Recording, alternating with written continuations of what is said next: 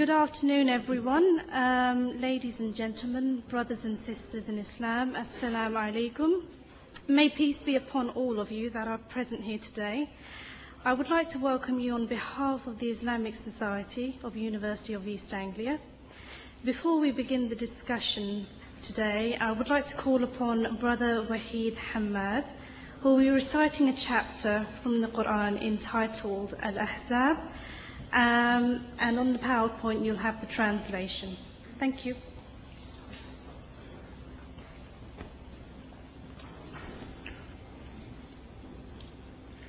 أعوذ بالله من الشيطان الرجيم إن المسلمين والمسلمات والمؤمنين والمؤمنات والقانتين والقانتات والصادقين والصادقات والصابرين والصابرات والخاشعين والخاشعات والمتصدقين والمتصدقات والصائمين والصائمات والحافظين فروجهم والحافظات والذاكرين الله كثيرا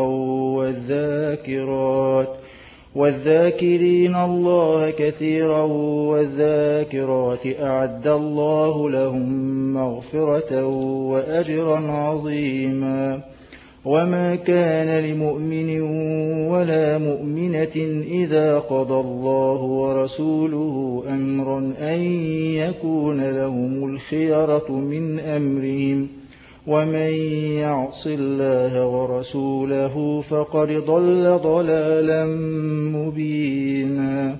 صدق الله.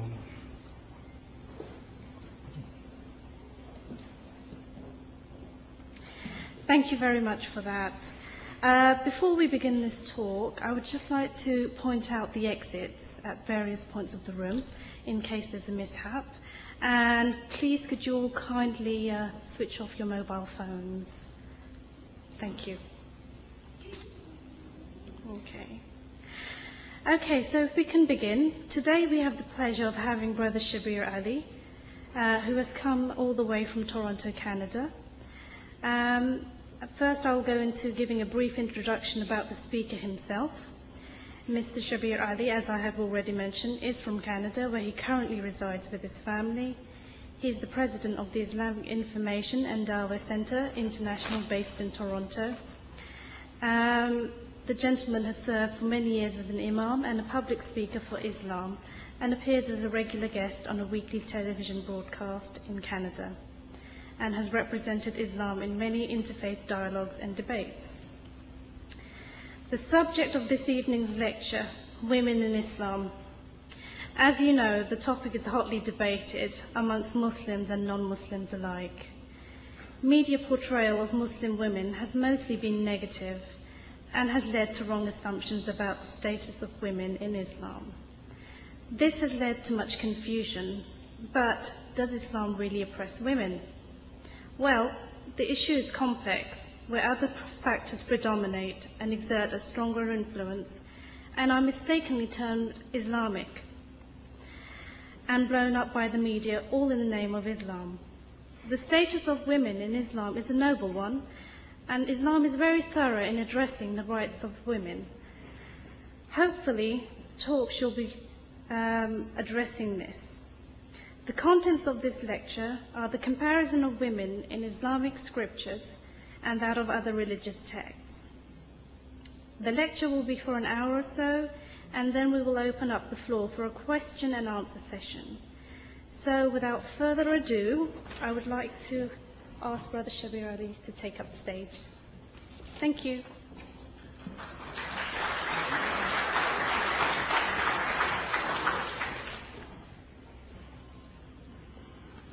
Thank you very much for that delightful introduction. Thank you all very much for your warm welcome. I begin by praising God, the creator of the heavens and the earth, and asking him to send peace and blessings upon all of his prophets and messengers, including the last of all of them, Muhammad sallallahu alayhi wa sallam. Now, for my talk today, I will benefit considerably from an outline prepared by Dr. Jamal Badawi, and I will add to it my own notes from a comparative reading of the scriptures, the Bible and the Quran. Now, often the Islamic scripture is misunderstood if it is not taken within the context of its revelation. Muslim scholars had spoken about what they called the asbab al-nuzul, or the occasion of revelation, the circumstances in which the Quran came to be written. Now, the Quran wasn't given all at once as a book dropping out of heaven.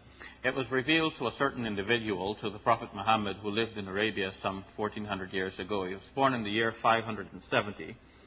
And in order to understand the Quranic revelation, one would do well to have a look at the situation as it existed in the time of the Prophet.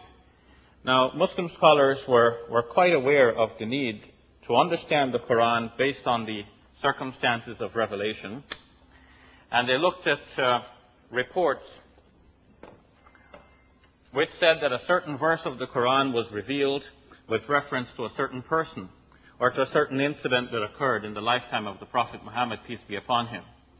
Of course, the greater work of interpretation that lies before us requires that we take into consideration the entire situation in the life of the Prophet Muhammad, peace be upon him, including the social and political situation at the time. We should also look at the background of knowledge that would have been available to people at the time when the Quran was being revealed. In other words, what did people understand at the time so that the Quran could speak to them in a certain way? Unless we have this in the background, we will misunderstand the Quranic text.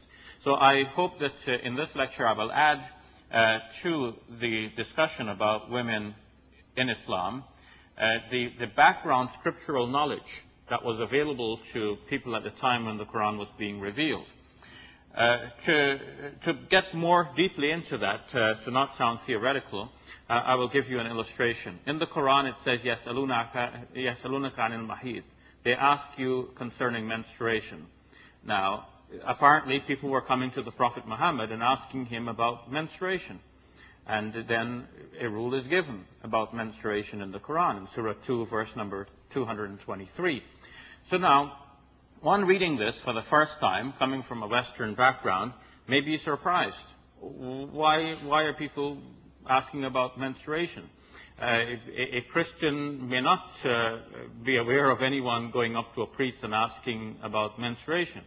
So one has to understand now what was the background, what was the situation. We live in a very different situation in which one may hardly pose a question like this to a religious leader, but people did pose these questions to religious leaders at the time, and one has to understand the scriptural background for this, that people at the time of the Prophet Muhammad, peace be upon him, had this concern, and so it was raised. And because it was raised, it was dealt with in the Quranic text.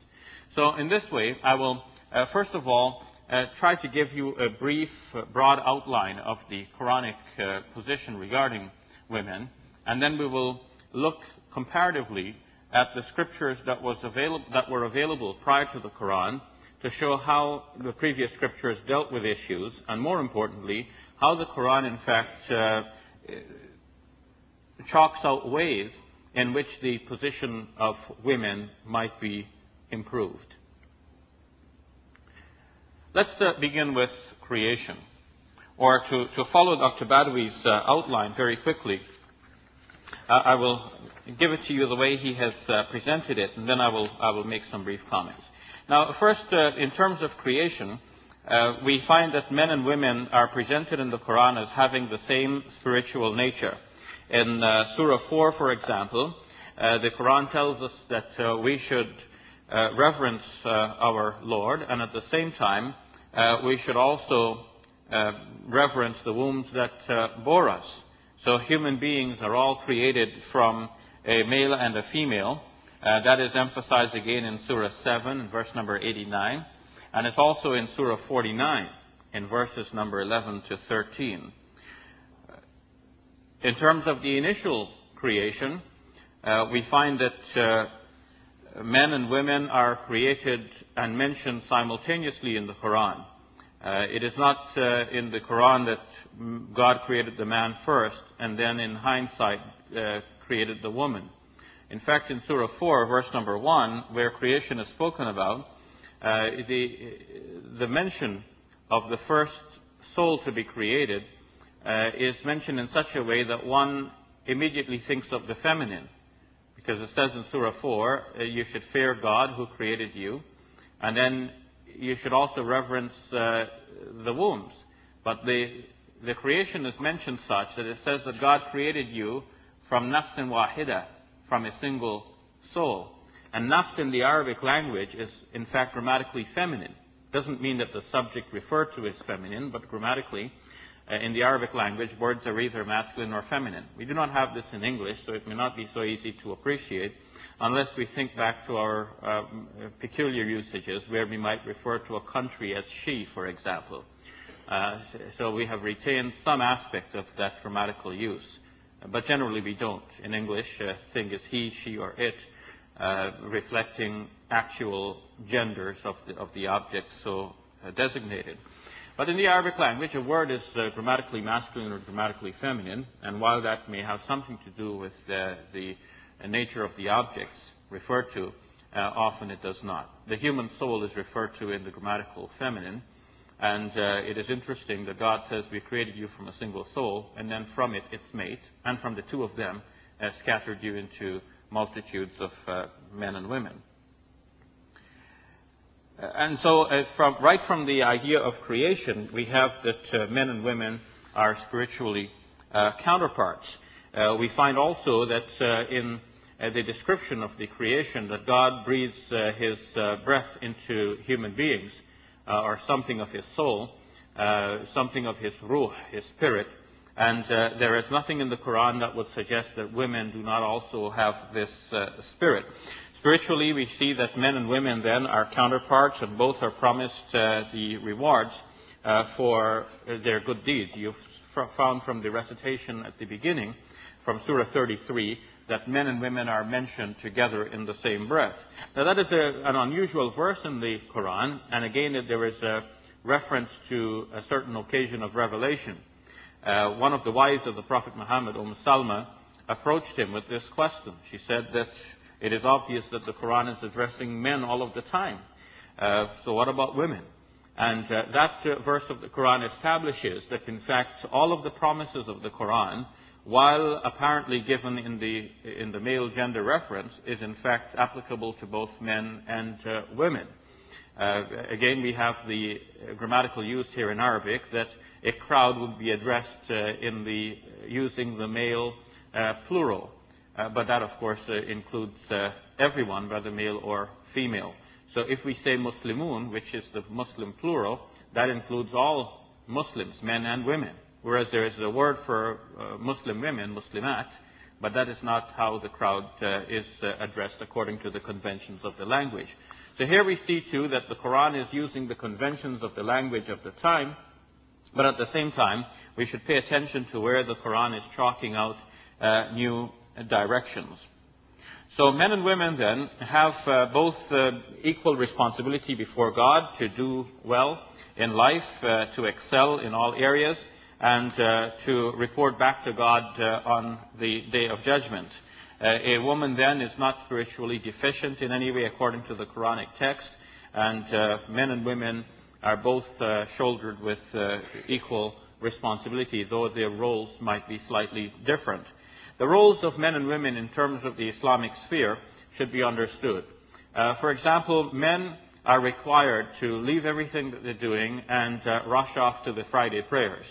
Now, that the command regarding that is given such in the Quran that it could include women as well, because again it is given in the male plural. Ya ayyuhalladhina amanu idha nudiya lis-salati fi yawm al-jum'ati fas'aw ila dhikrillahi wa dharul bay'a.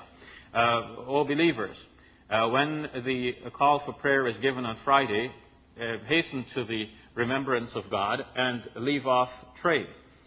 Now, the address is general to all believers, but Muslim interpreters have said that this refers actually to men, not necessarily to women. in other words, that women are excluded from the obligation of rushing off to the Friday prayer and leaving everything behind. Now, that is a reasonable interpretation, and that takes into consideration the fact that women may have responsibilities or attachments that are not so easy to leave. For example, if a woman is caring for her child, she may not be in a position to leave her child and then rush off to the Friday prayer.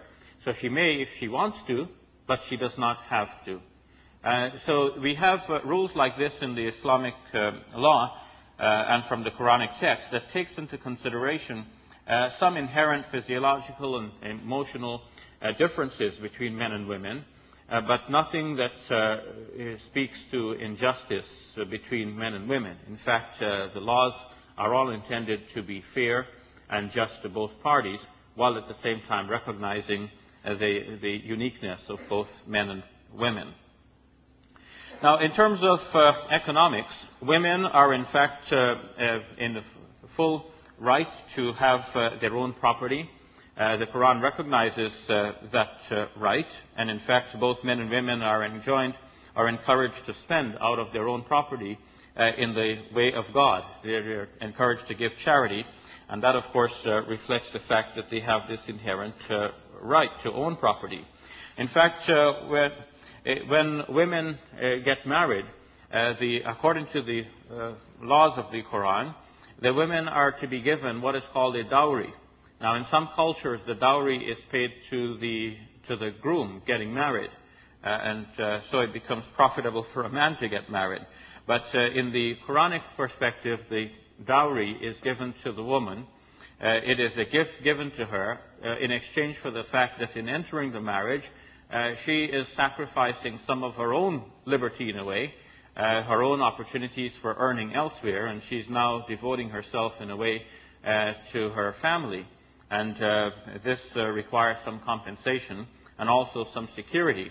If a man decides to leave the marriage, at least the woman would in fact be in possession of some reasonable amount of wealth so that she could be able to start life anew on her own and not be left penniless. She would then be free to spend that wealth as she may prefer, and her wealth is not under the dictates of either her husband or any of the other male member of her from among her relatives. In terms of working, there is nothing in the Islamic law that says that a woman cannot work. And in fact, traditionally, women have worked. In fact, when the Prophet Muhammad, peace be upon him, was in his youthful days, he was under the employ of a woman, Khadija, whom eventually he married. And there is nothing in the Islamic law or in the Quran in particular that seems to denigrate the idea that women can work.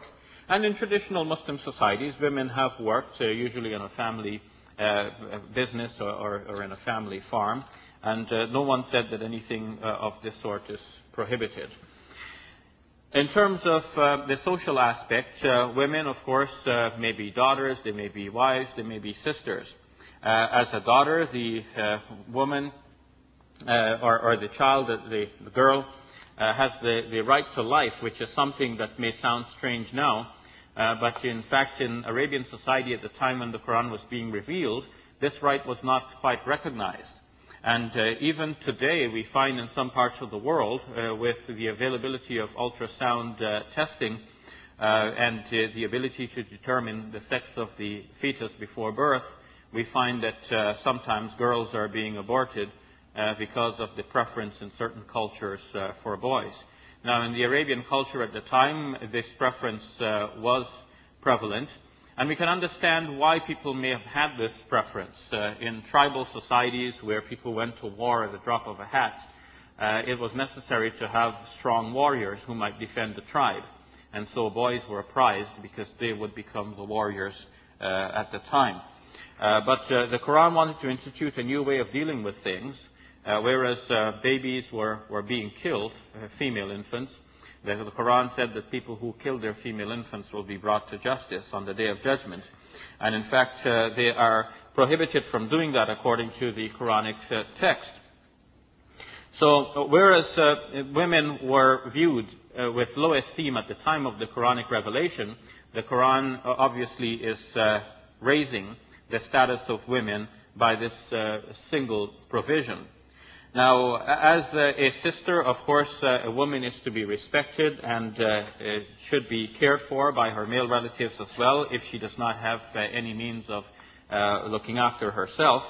And so in every different way, the woman is to be protected and maintained by her male relatives. So we see here another manner in which the Islamic law takes consideration of the physiological differences between men and women and the opportunities that are available to them or were available to them at the time of the Quranic revelation. We've already mentioned that in terms of marriage, a woman is to be given her dowry or her marital gift. In case of marital disputes, a woman has an equal right along with her husband to present herself and to present her own case before the Muslim courts. In case she's not happy with her marriage, she can seek an annulment of the marriage with that which is called a khul'a, or a separation. And according to one report going back to the Prophet, peace be upon him, she does not even have to have a reason. Now in Islamic law, the way it is worked out, she might have to prove herself, or she might have to present valid cause for separation from the marriage. But it would seem that some matters in a marriage are very private, and a woman may not actually have to have a reason for wanting to be separate from her marriage. She applies to the judge, and the judge can, in fact, give an annulment to that marriage. Polygamy has been much discussed in modern times because it seems strange in our society. But we should recall that there are still societies in which polygamy is being practiced. In some parts of Africa, for example, it is still quite widespread. People engage in that because it's beneficial to their society. And we should not have this kind of ethnocentrism where we pretend that one culture should be good enough for all people at all times and in all places. In ancient societies, polygamy was quite widespread, and one of the benefits of that, in fact, is discussed in evolutionary terms. It is said that a man can father many children at the same time, but a woman can bear only one child at a time. And so in many ancient societies, polygamy presented an evolutionary advantage to the tribes, and people engaged in that for this obvious and natural reason. But there may be some other reasons as well. The fact that men usually in ancient societies were killed off in battles and in other industrial accidents, you can say, as they went out hunting, for example. And women were generally more protected from these physical dangers. So it is easily understood that they might be in a society, a closed society, where you do not have the internet so that people can get married and link up with someone in Australia from England. In a closed society, you may very well have an abundance of women as compared with the few men who may be available for marriage. And in that case, you have a choice, either to say that every woman should be the wife of one husband and one husband to one wife, or you can say that you can grant a concession here where a man can have multiple wives, in which case every woman would have some share in a husband and have a father figure to look after her and her children as well. Especially so in ancient societies when it was necessary for women to have this kind of protective mechanism around them. I've seen personally in some areas where a woman might be teased if she's not known to be married. But once she's known to be married, all hands are off, because it is understood that she is already, in a way, taken care of. And if you deal with her, you have to deal with the husband. So her very marriage becomes a protection for her. This may not be so in every modern society, but where it is so, one can appreciate the leverage that is given here in the Islamic law. Now one may ask, why isn't the same leverage given to a woman? Why couldn't a woman marry many men all at once? Well, the answer to that is obvious once you think of it. If a woman can only bear one child at a time, and if she gets married to several husbands, then probably she might be demanded to cast lots to figure out who she's going to bear the next child for. And in the absence of genetic testing widely available for everyone, you will have the obvious difficulty of determining who exactly is the father of a particular child. So there are difficulties associated with it going that way, and perhaps it is for this reason that polyandry has not been widely practiced. In some areas of India it has been, but generally it has not been practiced. So the leverage there, or the concession that has been given, should not be misunderstood. The Quran says, وَإِنْ خِفْتُمْ أَلَّا تُقْسِطُوا فِي الْيَتَامَى فَانْكِحُوا مَا طَابَ لَكُم مِّنَ النِّسَاءِ مَثْنَى وَثُلَاثَ وَرُبَاعَ. If you fear that you will not be able to do justice to the orphans, then marry women who are good for you in twos or threes or fours. And then it continues, وَإِنْ خِفْتُمْ أَلَّا تَعْدِلُوا فَوَاحِدَةً أَوْ مَا مَلَكَتْ أَيْمَانُكُمْ. Then if you fear that you will not be doing justice, then marry only one, or what you already possess. ذَلِكَ أَدْنَى أَنْ لَا تَعُولُوا. That is more preferable, so that you do not commit injustice. Now, if you listen carefully, you will notice that in that single verse, which is in Surah 4, verse number 3, in that single verse you have the mention of justice 3 times. 3 different Arabic words are used for justice. Listen again. In khiftum Allah tuqsitu. If you fear you will not do justice to the orphans. And then it says, then marry only, if you fear you will not be doing justice. وَإِنْ خِفْتُمْ أَلَّا تَعْدِلُوا. If you fear that you will not be doing justice, then marry only one. And then it continues in the end by saying, ذَلِكَ أَدْنَى أَنْ لَا تَعُولُوا. That is preferable, so that you do not commit injustice. So 3 times in the single verse, justice is mentioned, and it should be obvious then that the verse is very concerned about doing justice. So what justice is served then by having this leverage for polygamy? It seems that the best interpretation of this verse has been reached in the commentary given by Yusuf Ali in the English translation of the Quran, where he noted that this verse was revealed just after the Battle of Uhud, in the 3rd year of the prophetic, after the Hijrah, the migration of the Prophet Muhammad, peace be upon him, and his early band of followers to Medina. They had been driven out of the hometown of the Prophet. They had taken safe sanctuary in another town in Medina, about 400 kilometers to the north of the hometown. And there the enemies continued to attack them, determined to wipe them out as a new group.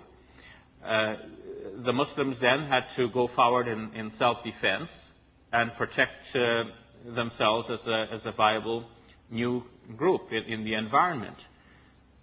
Many of the men were killed in battle, and that meant that many widows and orphans remained to be cared for in a society that did not have the welfare system set up as we have it now, and opportunities for women were not as they are now available. So what is to be done with the widows and orphans? So the Quran says, إِنْ خِفْتُمْ أَلَّا تُقْسِطُوا فِي الْيَتَامَى فَانكِحُوا مَا طَابَ لَكُم مِّنَ النِّسَاءِ مَثْنَى وَثُلَاثَ وَرُبَاعَ. If you fear you will not be doing justice to the orphans, then marry the women. Obviously, marrying the women will be a way of doing justice to the orphans. So you can take care of the orphans in a variety of ways, but if you do not have the mechanisms with which to take care of the orphans and do justice to them in a society, then by marrying the widows, you'll be taking care of the orphans. In fact, there's nothing wrong in Islam with a widow getting married, but here, the way the verse has put it actually takes into consideration the sensitivity of the women. It doesn't say marry the women for sexual pleasure. It says marry them to take care of the orphans. And while there is nothing wrong or taboo about sex in Islam, again, the sensitivity of the women here is taken into consideration. A woman in that situation, in a traditional society, will more likely say, I'm getting married to take care of the children. I'm looking for a father for the children, not a husband for myself. And the Quranic wording, in fact, takes into consideration all of that. So in the end, if by going into this multiple marriage, you will not be doing justice. What does the Quran say? Then marry only one. That is best, so that you do not commit injustice. So that matter has been much misunderstood, because it has become standard in the Islamic law based on that as a precedent, to take it for granted that it is automatic that a man could marry up to 4 women. And many have seen that, in fact, at times it has been practiced in situations in which injustice does result. In that case, we should not classify that as being an Islamic practice. We should classify that as being un-Islamic, because by committing injustice, one is going against the very verse that allowed that concession to begin with. Now, a woman, of course, may be a mother, and as a mother, she is to be afforded every respect. In fact, the Quran mentions this more than once. The Quran says, for example, that God has decreed for people that they should worship Him alone, and they should honor their parents. In Surah 31, verse number 14 in particular, the Quran says, "And we have enjoined in every human being to be good to his parents. In travail upon travail did his mother bear him or her, and in years twain was his or her weaning. Hear the command, show gratitude to me and to your parents. To me is your final destiny." More than once, in fact, the Quran paid attention to the fact that women do go through travail in childbearing, and in response to that, children are enjoined to be kind to their mothers in particular, and to their parents in general. In fact, there is a report going back to the Prophet Muhammad, peace be upon him, that puts this very nicely. It says that a man came and asked the Prophet Muhammad, peace be upon him, of all people, "Man ahaqqu bi husni sahabati," who is most deserving of my love and companionship? And the Prophet said to him, "Ummuk," your mother. So the man kept asking, okay, and after that, then who? The Prophet said, "Your mother." And he asked after that, then who? The Prophet said, "Your mother," 3 times in a row. And then he asked after that, then who? The Prophet said, "Your father."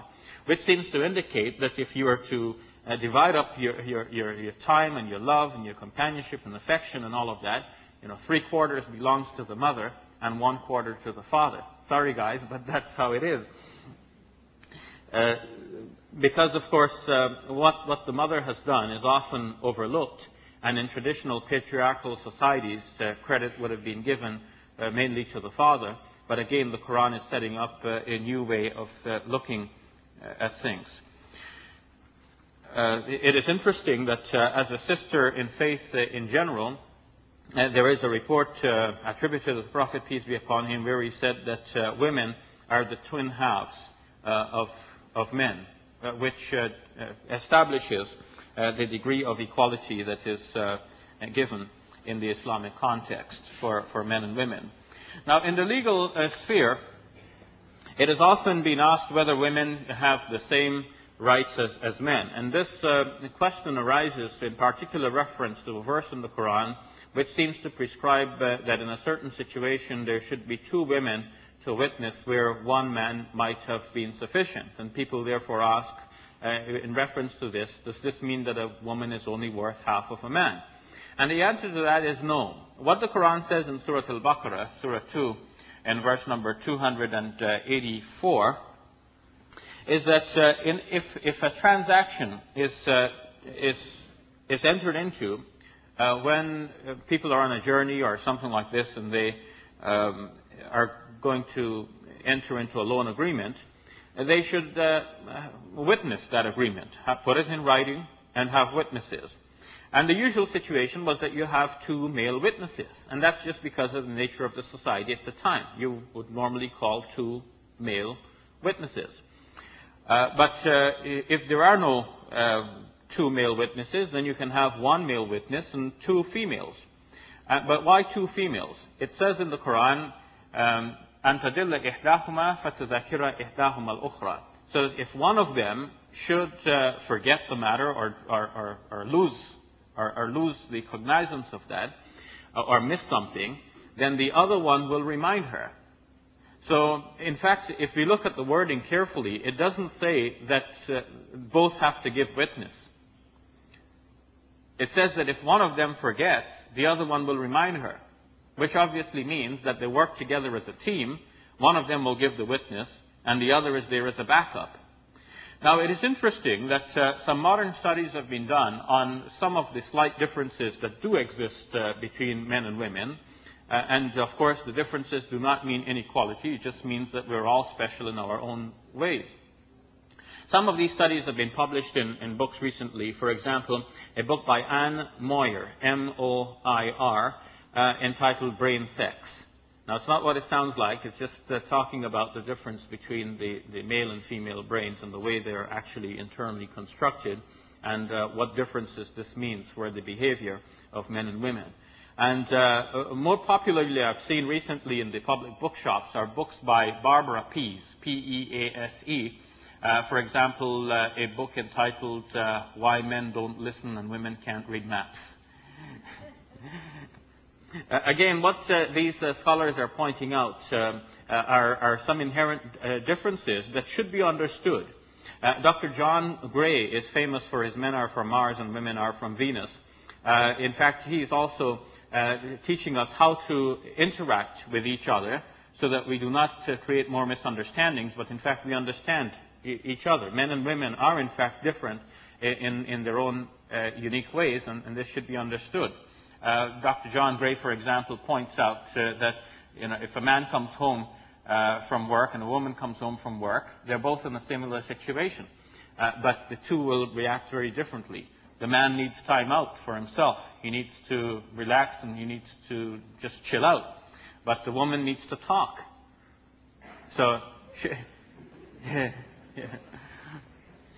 and the way to get around this obvious difference is to first understand this difference, and second, to discuss it. Man can say, listen, honey, I know you would like to talk, and I really would like to hear you as well. If you give me a few moments, I need to chill out first, and then I can give you my full attention. And then, of course, this, sets the stage for them to have a beautiful relationship together. So we need to understand these differences. Now, more to our point here, why does the Quran say that in case one of the women should miss the point, or in case she might forget, there should be another one to back her up? Now, in fact, this is one of the things that has been pointed out by Anne Moir in her book. She has shown, in fact, that although the way is open for both men and women to be lawyers and engineers and so on, there are some tasks which, in fact, men do better at than women. And, of course, vice versa. There are some tasks at which women excel. Women, for example, can do many things at once. They can multitask, and the reason for that is attributed to the construction of the brain. The corpus callosum in women is wider, which means that the interaction between the right brain and the left brain is far greater. If women have, this might be compared with our connection to the internet. It has been said, for example, that men have the equivalent of the dial-up network, and the women have the high speed. So this explains why, of course, men don't listen. Because when, if a man is reading his papers in the morning, he cannot at the same time talk to someone. And if he's driving along and he's listening to the radio, he could not at the same time listen to the conversation in the car. And this is why you will notice if a man has to talk, he will first shut off the radio and then talk. But it is said that women, in fact, can multitask because their brains, both brains are functioning at the same time, the right and the left. And this allows them, in fact, to do several things at once. She might be looking after the baby while chatting and while listening to the news at the same time. So these are differences. Now, more to our point, Anne Moir has shown that in some situations, men handle stress more. And in fact, this goes back to the evolutionary history, that men were in the situations in which they can deal with the hunting and the wars and so on. Men, in fact, can stand their ground a little bit better than women can. This relates very much to the legal field. If a man is under pressure and cross-questioning, he will hold his position more firmly, generally, than women will. Women tend to be more amiable, more agreeable, more susceptible to suggestions. It has been shown, for example, that if a group of men are standing below or a group of people below the CN Tower, and it is suggested to them, that the CN Tower is so many feet tall. What do you think? It is more likely the woman will agree, and the man will not agree. And if a man has said a certain number, you cannot get him to change that with a new suggestion. But if the woman suggested so many feet and you said to her, "You sure? Is it not more like this other number?" She will say, "Yeah, I guess you're right."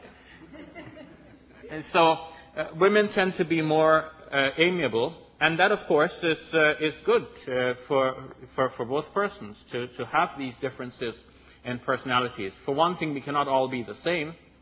There has to be variety. And secondly, that variety is complementary.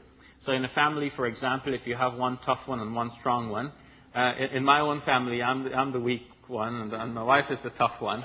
So there are exceptions to the rules here. But the fact is then that if it is true that generally women may, under pressure, not be able to hold on to the evidence the way they have witnessed it, it is good for her to have a backup.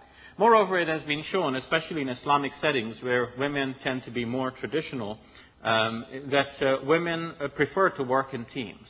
I have seen in workshops that I have personally attended where at the end of all of the workshops, having done their work, they put forward their presenters. If it is a male presenter, he wants to have the whole show to himself. If it is a female presenter, she wants to have someone to work together with as a team.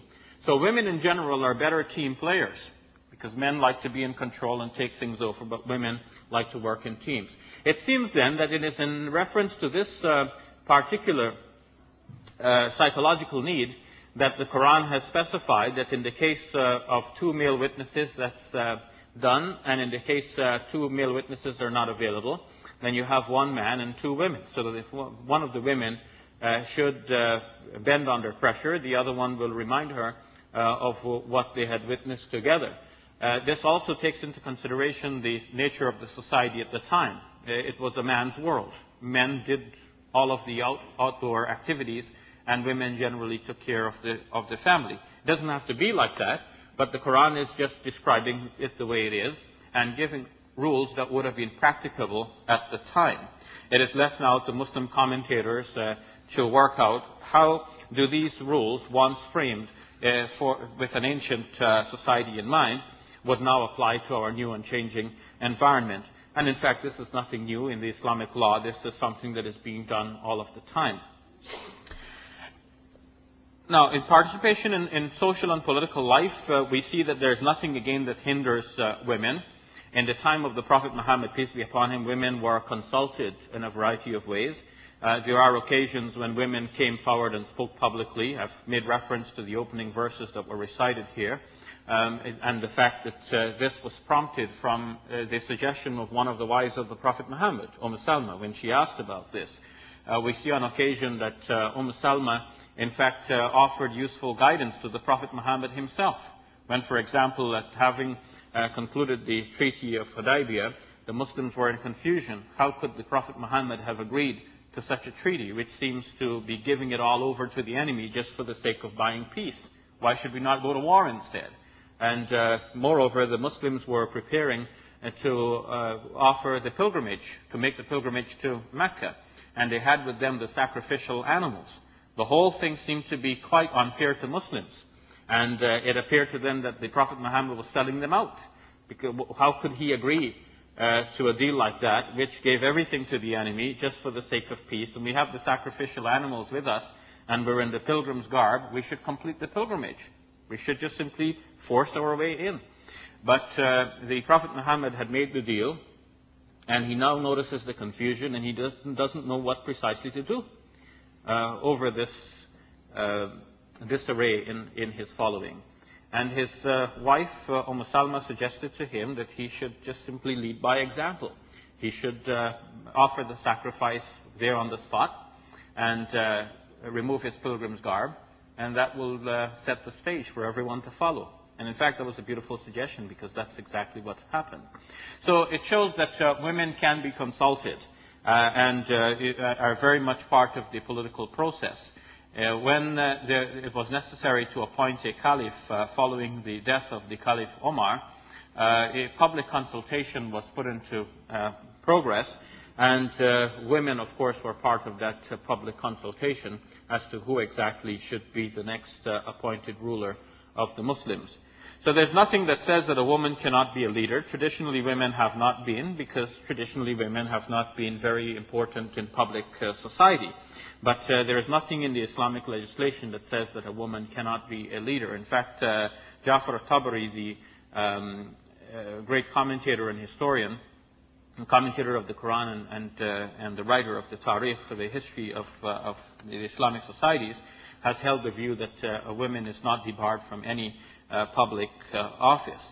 So in short then, we have there a presentation which is based largely on the work done by Dr. Jamal Badawi, in which we see that there is nothing really in the Islamic tradition that should give rise to questions about the rights and, of course, the balanced responsibilities of women in Islam. I want to now just very quickly look into some passages of the Bible by way of comparison, so you see why some of these things were dealt with. I mentioned earlier that there was a question about menstruation. People were asking about that. And the reason for that should take us back to the book of Leviticus, in fact. In Leviticus chapter 15, we have rules about menstruation. It was already therefore a part of the religious heritage that the Muslims are now coming to. The Islamic teachings do not come in a vacuum, but they take over from the teachings that were already available in the Bible. In my next lecture, we'll see that the idea of God and God's revelation to human beings is something continuous from the Old Testament into the New, and then finally into the Quran. So too with the Islamic law. Leviticus chapter 15, verse number 19 says, "When a woman has a menstrual flow, she shall be in a state of impurity for 7 days. Anyone who touches her shall be unclean until evening." And then it goes on, that one who touches her also becomes unclean. And if you touch the thing on which she sat, you also become unclean for touching the thing. And then that makes you unclean even after you have bathed. You would have to then bathe yourself if you have touched the thing on which she sat, or the bed on which she lay, and then you would still be unclean till evening. Now that, of course, meant that women had to be largely excluded from society, because if you might become unclean or impure from touching the very thing on which she sat, this could create quite a difficulty for those who wish to be pure. By contrast, what does the Quran say? The Quran says, "Hiya adhan." It is an irritation, which could mean that it is irritable to the woman herself. فَاعْتَزِلُوا النِّسَاءَ فِي الْمَحِيضِ. So leave the women alone during the period that they experience, meaning that this is an instruction for men that they're not to engage in intercourse during that period. The women should be given a break. And then when they have then purified themselves, فَإِذَا تَطَهَّرْنَ فَأْتُوهُنَّ مِنْ حَيْثُ أَمَرَكُمُ اللَّهُ. And then when they have purified themselves, then, of course, or when they have become pure, then you should approach them in the way that God has commanded you. Explaining this, it is reported that the Prophet Muhammad, peace be upon him, said that you can do everything except intercourse. And this instruction should be understood against its background. The followers of the Old Testament at the time were saying that you couldn't eat together with a woman while she's in that state. And in response to that, the Prophet Muhammad is saying, you can do everything except intercourse, and everything has been understood by Muslim scholars to be everything in the broadest sense. So here we have it then that you have an ancient law, and the Quran is commenting on that ancient law. And unless you understand that the Quran is in fact commenting on that ancient law, you would misunderstand the Quran. You have to understand the Quran against the background of its revelation. You have to take into consideration the people it was speaking about, the people it was speaking to, the situation it was describing, the events that were occurring, but also more broadly the social, political, and religious situation at the time of the Quranic revelation. We spoke about the Quran describing the creation of man and woman from a single soul. Now, in the book of Genesis, we have creation described in two chapters. First, in chapter 1, where it says that God created them male and female. And it will seem that both male and female is created in the image of God. However, by contrast, in chapter 2, we have a description which says that God first created the man, and then put the man to sleep, and then took one of his ribs and formed the woman. Now, something of this nature is reflected in the hadith as well, but it's not in the Quranic text. But what is important to notice here is that the woman is created only after the man could not find satisfaction in anything else. It says that God created one thing after another and brought them to the man, but the man would not find satisfaction in any of these. And only then God created the woman, as if the woman is created only as an afterthought, not as part of the original plan. And that if the man had been satisfied with something else, the woman did not even have to be created. Chapter 3 describes the fall of man. God created Adam and Eve and put them in the garden and said to them, they are to eat from any tree except from this one tree, the tree of the knowledge of good and evil. Now the Quran says that they were created, they were put in the garden, and they were told to eat from any tree except from this one tree, without specifying which is that one tree. And Muslims think it wouldn't be the tree of knowledge of good and evil, because there's nothing in the Quran that suggests that knowledge is inherently bad. On the contrary, there's much in the Quran that asks us to think, to reflect, to study, to learn, to examine. But be that as it may, the important point is that now in the Quranic passage we find that the devil whispered to both of them. فَأَزَلَّهُمَا الشَّيْطَانُ عَنْهَا فَأَخْرَجَهُمَا مِمَّا كَانَ فِيهِ.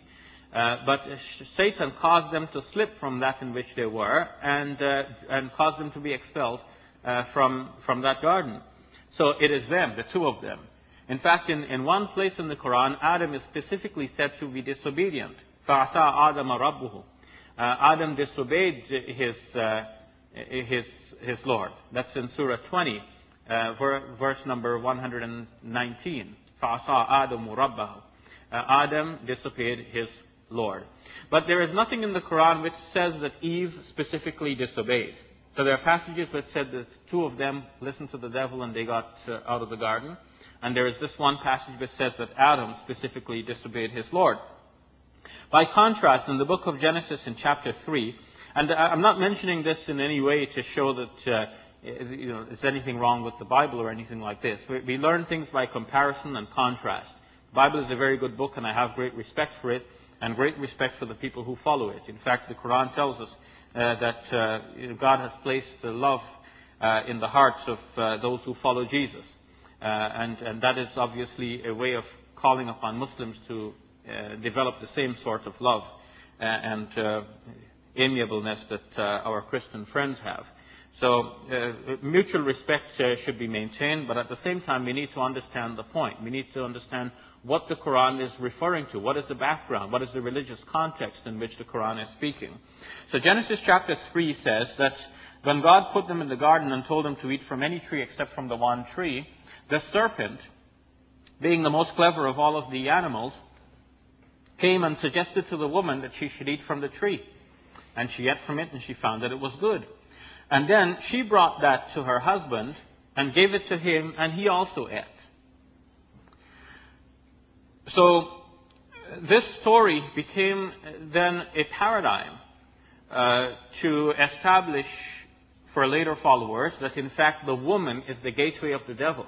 And this went all the way down to the Christian father Tertullian, who in the 3rd century of Christianity is reported to have spoken before a group of nuns, and he asked them, do you realize that you're all daughters of Eve, the gateway to the devil?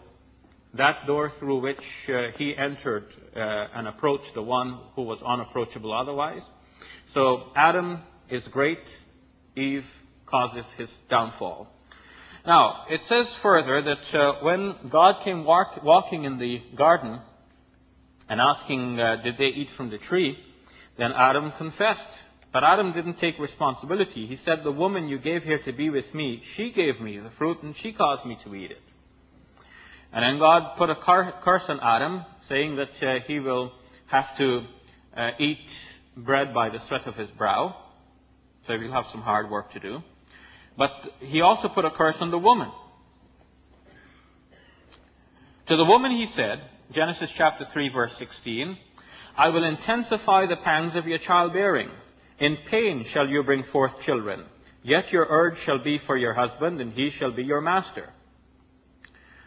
So he put a curse on the woman, implying that she will have pain, and God will intensify the pain in her childbearing.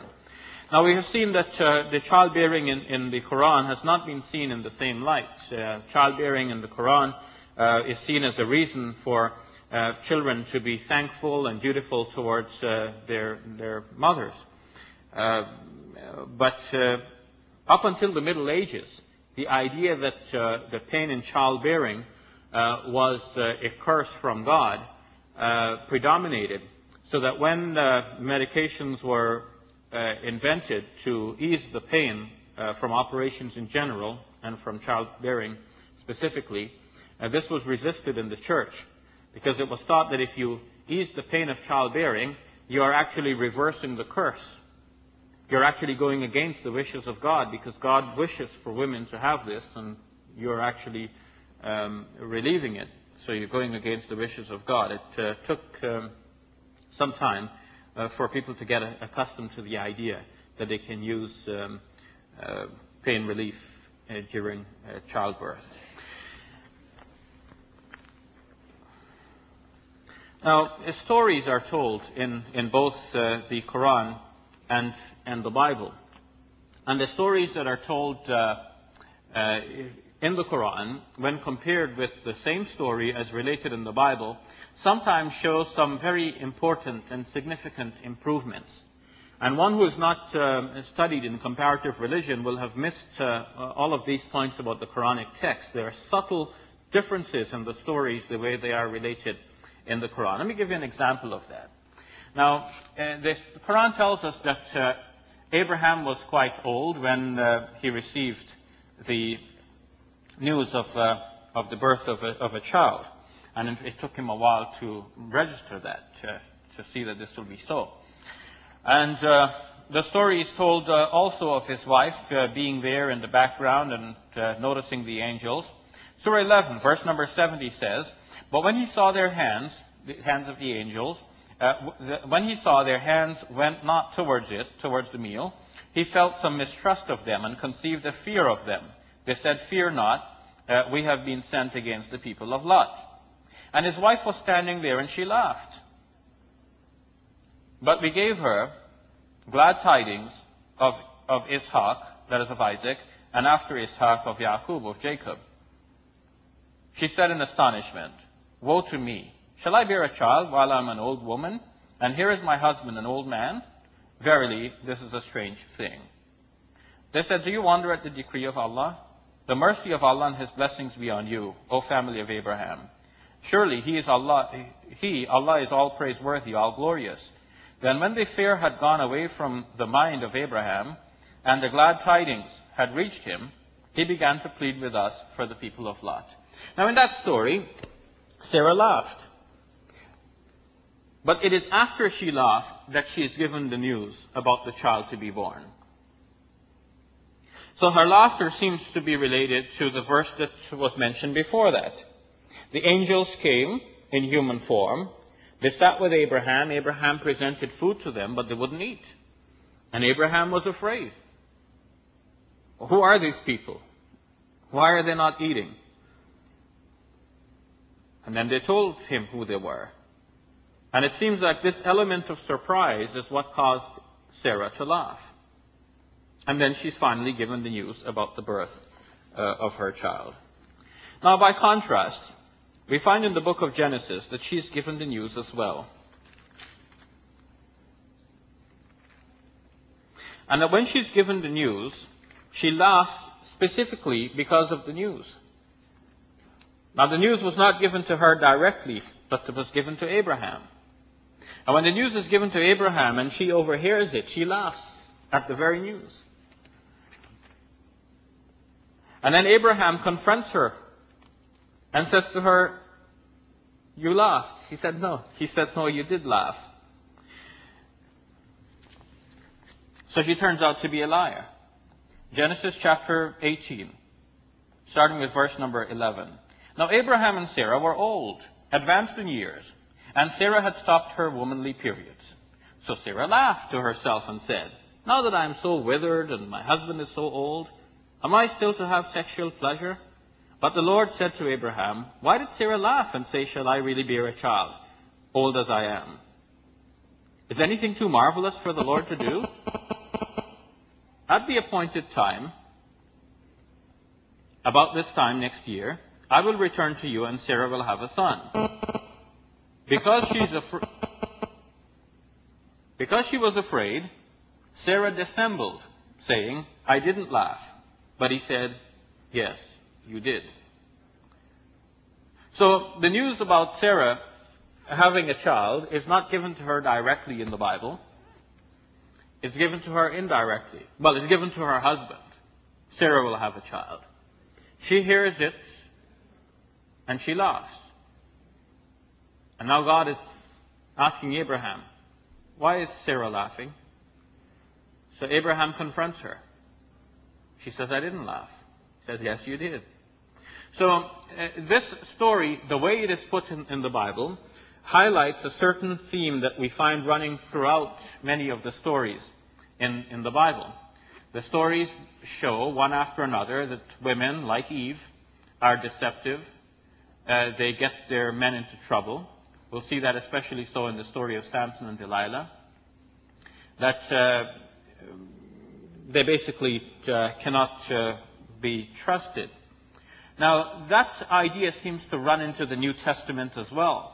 In the New Testament, Jesus seems to set up a different paradigm because he associates with women. There are women who follow him. He seems to indicate that a woman's job is not relegated to that of kitchen chores, that a woman can take part in learning sessions and so on as well. But there are other parts of the New Testament which seem not to have maintained that idea about women. For example, in the writings of Paul, we have in 1 Corinthians chapter 11, and I'll wrap this up very quickly and get to your questions.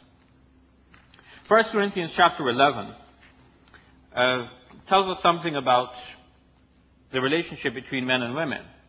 Starting with verse number 1, but I want you to know that Christ is the head of every man, and the husband the head of his wife, and God the head of Christ. So Paul is giving us here a hierarchy of relationships where you have God on top, you have Christ below God, you have men below Christ, and you have women below the men. Any man who prays or prophesies with his head covered brings shame upon his head. So Paul wouldn't agree for me to wear a head cover, it would seem. But any woman who prays or prophesies with her head unveiled brings shame upon her head. For it is one and the same thing if she had her head shaved. For if a woman does not have her head veiled, she may as well have her hair cut off. But if it is shameful for a woman to have her hair cut off or her head shaved, then she should wear a veil. You notice Paul is giving here a very different reason for a woman to cover her head. In the Quran, women are given the reason for covering themselves, so that they should be recognized and not molested. They should be recognized as decent persons so that one does not feel this kind of attraction that may lead to sexual harassment or teasing or molestation. But here Paul is given an existential reason for it. In the Quran there's a practical reason. Here, in the Bible, in the writings of Paul, the reason has to do with the inherent cosmic difference between men and women. Moreover, he says, a man, on the other hand, should not cover his head because he is the image and glory of God. But woman is the glory of the man. For man did not come from woman, but woman from man.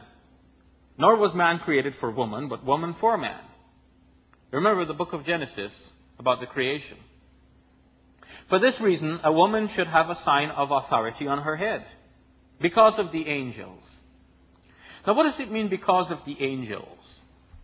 Now, that's an interesting statement. In the footnotes here in my New American Bible, I'm directed to Genesis chapter 6. Genesis chapter 6 tells us what Paul is worried about.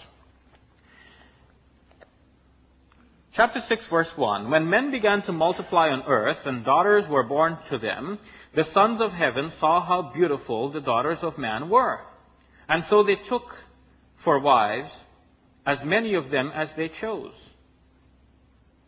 Then the Lord said, My spirit shall not remain in man forever, since he is but flesh. His days shall comprise 120 years. At that time the Nephilim appeared on earth as well as later, after the sons of heaven had intercourse with the daughters of man, who bore them sons. They were the heroes of old, the men of renown. So here you have in Genesis chapter 6 the situation where the sons of heaven look down on earth, they see the daughters of men, find them to be attractive, come down and have children through them. And these were the great men, the men of renown of old times. The story, of course, is mythical, but the lesson from the story remains for Paul, that women ought to have their heads covered, because if they allow their attractions to be shown, not only will they be a temptation for the men here, but also for the sons of heaven. And so they should wear a covering on their heads. What about interaction? As in a public situation. 1 Corinthians chapter 14, verse number 33. As in all the churches of the holy ones, women should keep silent in the churches, for they are not allowed to speak, but should be subordinate, even as the law says. But if they want to learn anything, they should ask their husbands at home, for it is improper for a woman to speak in the church. Did the word of God go forth from you, or has it come to you alone?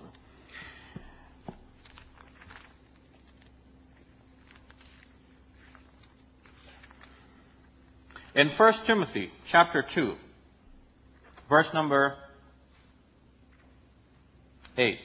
It is my wish then that in every place the men should pray lifting up holy hands without anger or argument. Similarly too, women should adorn themselves with proper conduct, with modesty and self-control, not with braided hairstyles and gold ornaments or pearls or expensive clothes, but rather as befits women who profess reverence for God with good deeds. A woman must receive instruction silently and under complete control. I do not permit a woman to teach or to have authority over a man. She must be quiet. For Adam was formed first, then Eve. Further, Adam was not deceived, but the woman was deceived and transgressed. But she will be saved through motherhood, provided women persevere in faith and love and holiness and with self-control. 1 Timothy chapter 5, verse number 9. Let a widow be enrolled if she is not less than 60 years old, married only once, with a reputation for good works, namely that she has raised children, practiced hospitality, washed the feet of the holy ones, helped those in distress, involved herself in every good work. But exclude younger widows, for when their sensuality estranges them from Christ, they want to marry, and will incur condemnation for breaking their first pledge. And furthermore, they learn to be idlers, going about from house to house, and not only idlers, but gossips and busybodies as well, talking about things that ought not to be mentioned. So, I would like younger widows to marry, have children, and manage a home, so as not to give the adversary pretext for maligning us. And finally, since I have to get to your questions, in Titus chapter 2, starting with verse number 1. As for yourself, you must say what is consistent with sound doctrine, namely that older men should be temperate, dignified, self-controlled, sound in faith, love, and endurance. Similarly, older women should be reverent in their behavior, not slanderers, not addicted to drink, teaching what is good, so that they may train younger women to love their husbands and children, to be self-controlled, chaste, good, homemakers, under the control of their husbands, so that the word of God may not be discredited. So what we find then is that even though Jesus, on whom be peace, did institute a new way of looking at women, in that he had women followers, he encouraged them to sit and learn from him, and not necessarily to become totally engrossed in the kitchen chores, we see that, on the other hand, other parts of the New Testament, which in fact became the predominant teaching after Jesus, harken back to the idea of the Old Testament that women were created secondarily, that it was the woman who was deceived, it was not Adam. And so women should not speak in church, they should be silent, and if they need to learn anything, they should ask their husbands at home. The Quran, of course, gives us a very different picture and seems to bring us back to the way that Jesus had left it. And this speaks to the continuation of the revelation that could only be understood when we take this comparative view of the Scriptures. So altogether then, I think we have looked very carefully at the Quranic directives, and we have also taken that comparative perspective into view, and it is now left open for you to ask your questions. Thank you very much.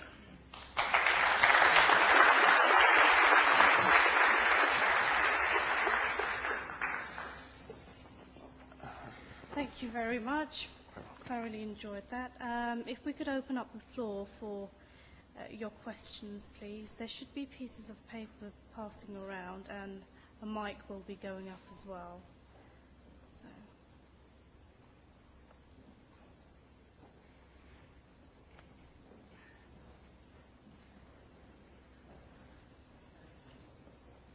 Sam?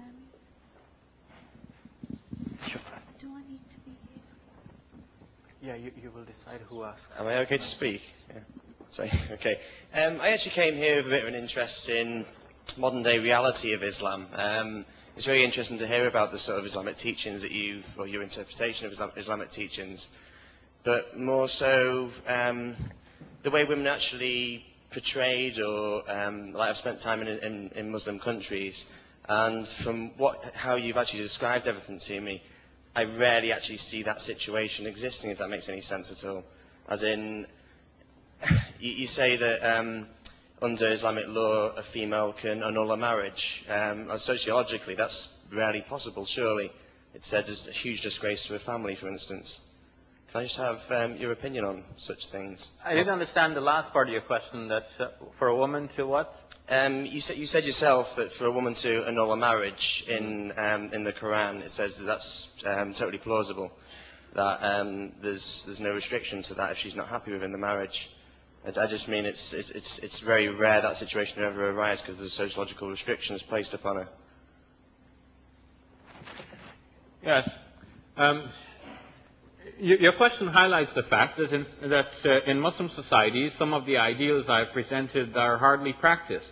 And there could be a variety of reasons for this. There are ways in which the Quran has been interpreted by Muslim scholars, and the Islamic law has been detailed in books of Islamic regulations, of fiqh, that in fact have departed from some of the ideas that I've mentioned. There are many cultural constraints that in fact have given rise to such interpretations. Muslim scholars and leaders are like everybody else. They do not start with a clean slate. They all have, as we all do, presuppositions, background knowledge. We know certain things that are right and certain things that are wrong. And when we read a certain book like the Quran or the Bible or any other book, we bring to it these presuppositions. And we may tend to interpret things in the light of what we already know to be true. And this has been true for Muslim scholars as well. And so they have specified rules which are not directly stated in the Quran, but the interpretations which they have given came to be framed as standard Islamic rules. And many of these relate not to the Quranic text directly, but to cultural baggage that was brought into the whole process of Quranic interpretation and fiqh elaboration. Sometimes, to a certain extent, people are not practicing even what has been delineated in these standard interpretations and in the details of the fiqh. You may have a certain rule which is quite accommodating to women, clearly stated in the interpretations and the rule books, but Muslims may not generally follow that. They may follow something that is inherent to the cultural situation in which they live. So there is therefore that discrepancy between the theory that I've put forward and what actually goes on the ground in some places. Now, you mentioned as a specific instance the idea of annulling the marriage and that being initiated by a woman. It is in fact more common than you think. It does in fact happen, but here too some restrictions have been put in place according to some interpretations. A woman may have to show reasonable ground for wanting to have an annulment of the marriage. But of course that is not peculiar to Islamic societies. It is also known in other societies that one seeking a divorce, whether a man or a woman, may have to show reasonable ground for seeking such a removal from the marriage. And that may be for the purpose of ensuring justice, because when two people enter into a marital relationship, their lives change around to a great extent. And the dissolution of that marriage could be, in fact, quite devastating to the individuals involved, especially the one who is not seeking the annulment. And so some reasonable measures put in place to ensure that justice is maintained would not be unreasonable. But the idea of the woman seeking an annulment or a khula is perhaps more prevalent than you think, even in very restrictive societies. Because this is such a standard and known Islamic rule, no one would have the authority to backtrack from this, and it would be allowable. Thank you, sir, for a very interesting presentation. I have a couple of questions. The first one actually is regarding a TV program that maybe someone in the audience or even yourself that was emitted yesterday on TV, and it was about transgender people and hermaphrodites. And one of the things that they mentioned in that program, and I thought it was very interesting, is the rejection that these type of people, which are much more common than we think, face in, for example, some in Hinduism and in some parts of India, and also the rejection that they feel by Catholic communities in the United States. I wondered whether in the Quran there is any mention to hermaphrodites and how the Quran treats these people. And the second question would be whether you could clarify whether Muslim women can marry any man she wants to marry. Because the way I understand Islam, I think that men can marry anyone they want, so they can marry a non-Muslim woman, but women can only marry Muslim men. So I would like you to clarify that point. Thank you. Yes. Okay, first about transgendered persons. I'm not aware that in the Quran there is any direct mention of such individuals. There is a mention of some men who do not have a certain desire towards women. In Surah 24, verse number 31, women are told about certain men who are related to her, so that she does not have the same requirements of covering her beauty in their presence. And it also mentions the children, and then men who do not have a certain sort of attraction towards women. It could be because they're very old, or it could be because they're not quite masculine. The Quran does not say what the reasoning behind this is, but that they're also exempt from the need for a woman to cover in their presence, at least with the full extent of covering that a woman in a traditional Islamic society may don when going out in public. So there's nothing else that I know of in the Quran that would speak directly to transgendered persons. In the Islamic tradition, there is mention of some persons who were eunuchs, and we know of this mention all the way back to the New Testament, because Jesus is reported to have said that there are some persons who become eunuchs for the sake of God. There is nothing in the Quran that recommends for one to be a eunuch, because sex is not deemed to be evil in the Islamic tradition, provided, of course, it is expressed within the legality of marriage. But again, I'm not aware of any prescriptions on how to deal specifically with such persons. There is a mention that a certain individual, while of course he would have been privy to some of the attractiveness of women, might be able to describe the women to others. So the Prophet instructed the women to retain their cover in the presence of one particular individual who, though being a eunuch, was in fact obviously observant of the women's attractiveness and describing them to others, thus revealing the women's secrets in a way that the women would not appreciate. But beyond this, I'm not aware that anything has been specified. In a book coming out of India, a book entitled Fatwa Rahimiyya, a collection of legal verdicts given by a very important scholar from that subcontinent, Mufti Abdul Rahim Lajpuri, there is some mention on how hermaphrodites should govern themselves. And what he says is that one should try to determine, is he mostly male or mostly female?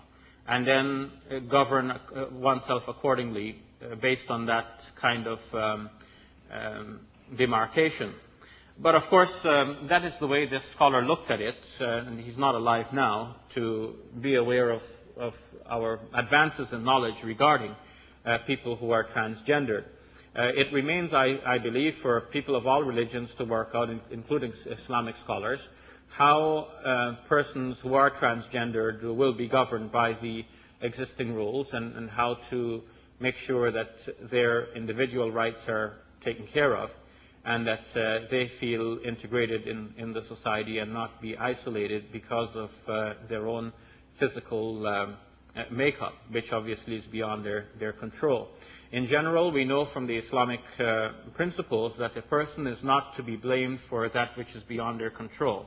We recognize that human beings have no control over where they were born, the circumstances of their birth, or even their own physical composition or genetic inheritance through birth. And so that is not what people will be responsible for. But human beings are responsible for following the law of God and making sure that they do not transgress the law of God in any way, regardless of what their circumstances or their excuses are. But how this relates specifically to transgendered persons, I think still needs to be worked out.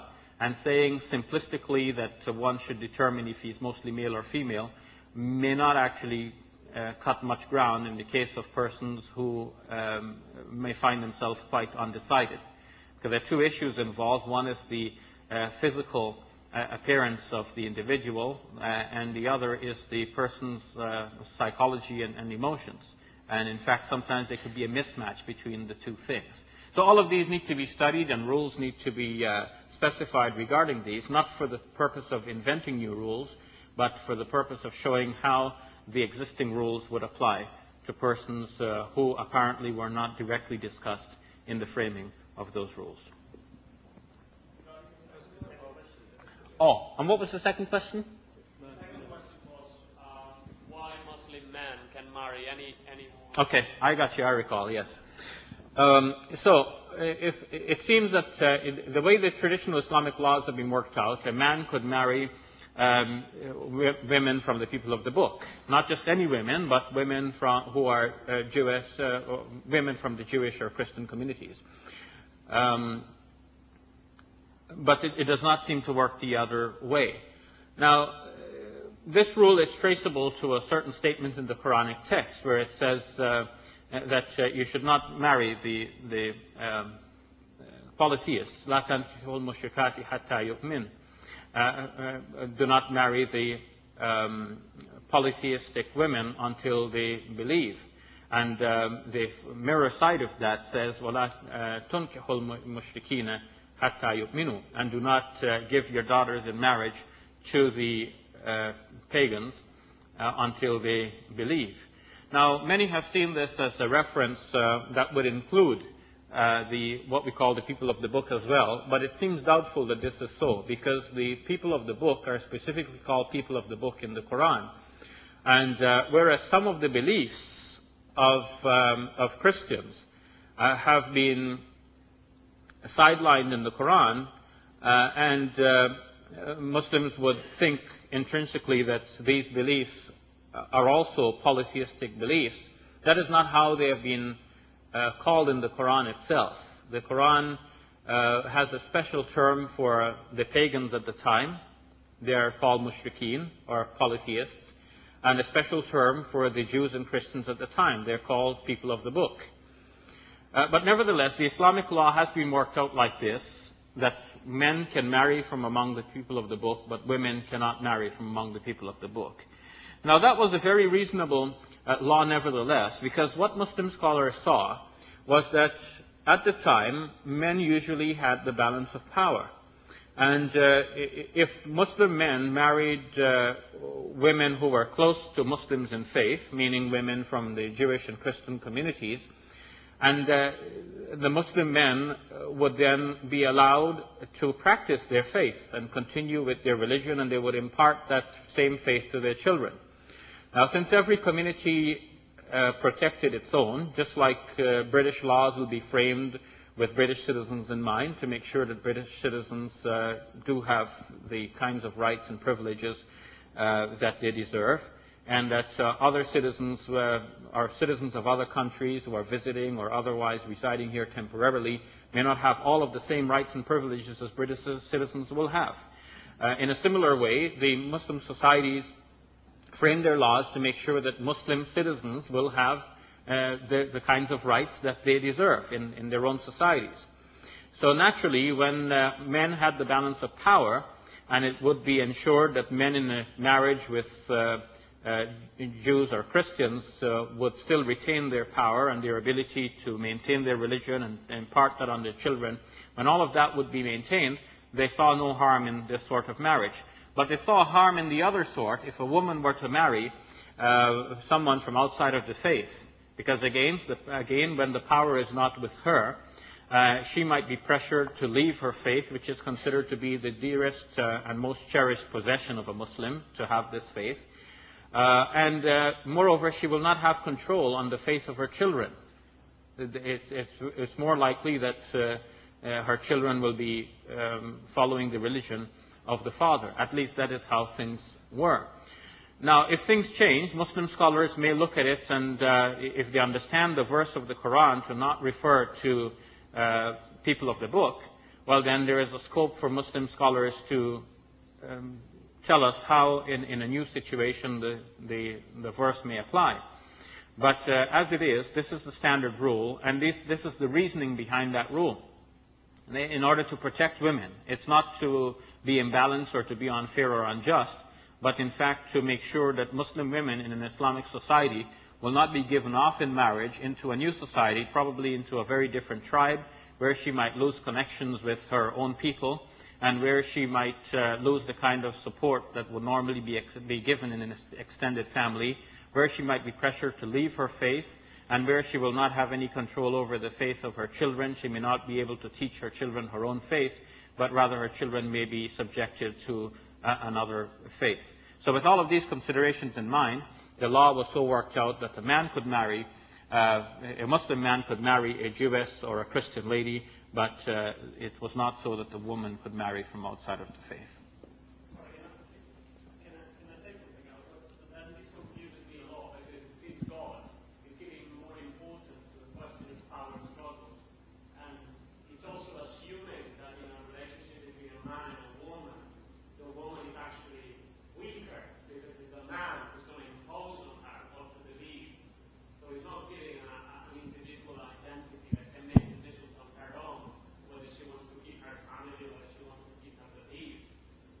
So this is why sometimes, I get confused, because the ways that the laws of God are given into a historical context, but they do not transcend what is actually the essence of humanity, which moves us all, which is sometimes this law. Yes, I think the difficulty which you're expressing is there because you're thinking of the present situation, and you're asking why wasn't the law given a long time ago in view of our present situation. But when a law is given in any of the ancient scriptures, it has to be given first and foremost with reference to the immediate circumstance in which it is first given. And then it's left to Muslim scholars, in the case of the Islamic law, to work out how the same law would apply in a variety of changing circumstances. So if Muslim scholars have failed in this particular respect, then this is the failure of Muslim scholars in showing how laws apply in new and changing circumstances. But the specific law that we're looking at here was framed such because it had to be like this. The Quran is not saying that it must be like this, that power must be with men, but the Quran is saying that since the power is already with men, and there's nothing you can do to change that overnight, then the question is, how do you protect the women in such a situation? So the way of protecting the women at the time was to make sure that women do not generally marry outside of the faith. Now, there are situations in which you might have a very powerful woman, for example. She may be powerful either because of her physique or because of her status in society or because of her wealth. But these would have been exceptions. And the general situation would have been that, in fact, the balance of power rested with men. Now, when a law is framed, usually this would highlight the need for women to marry from within the faith, because if they, in the first place, if they marry someone who is known to be one having the consciousness of God, then where the law cannot reach, the presence of God will.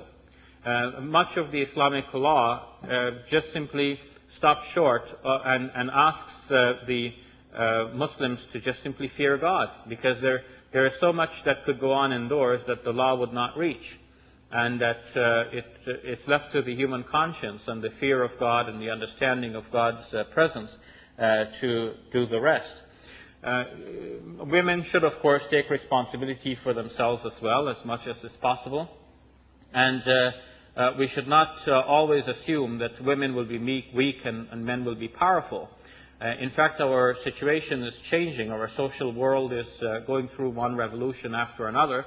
And it is quite obvious now that women are acquiring much more power than they ever have had in the past. And there's nothing un-Islamic about this. In fact, this fulfills some of the Islamic directives that are already given. The sharing of power, the equality of rights, the balancing of responsibilities against rights. All of these are fulfillment of the Islamic paradigm. And I don't see that there's anything here that shows an injustice between men and women.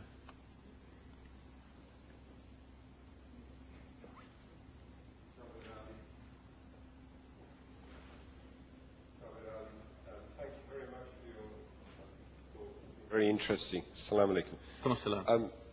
With reference to your mentioning about a man having the permission to take more than one wife in Islam in certain instances, and you indicated that it was out of compassion was the principle of it, really, and specifically you mentioned how in that instance, in that ayah. There is also the ayah that says, and this is the fact, in accordance to this, the norm for Muslims is that one man, one wife. This is actually the Islamic norm, and it's possibly worth mentioning that. Because Allah says that, and you mentioned about justice, that men would find it difficult to treat more than one wife equally, and that this is actually a requirement. It's a requirement by Allah that he must, if he has more than one wife, treat them equally. And there is the ayahs mentioned following that in fact a man will find it very difficult, in fact maybe impossible to do so. So out of precaution, there is the understanding that this is not always recommended, should we say. Okay, so following that guidance, in fact the norm is actually one man, one wife, and this is to support you.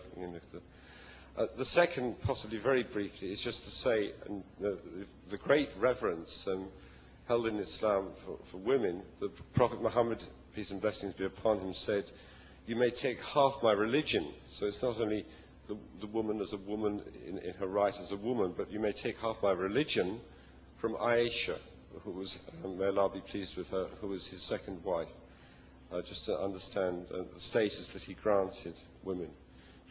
Thank you very much indeed. Thanks.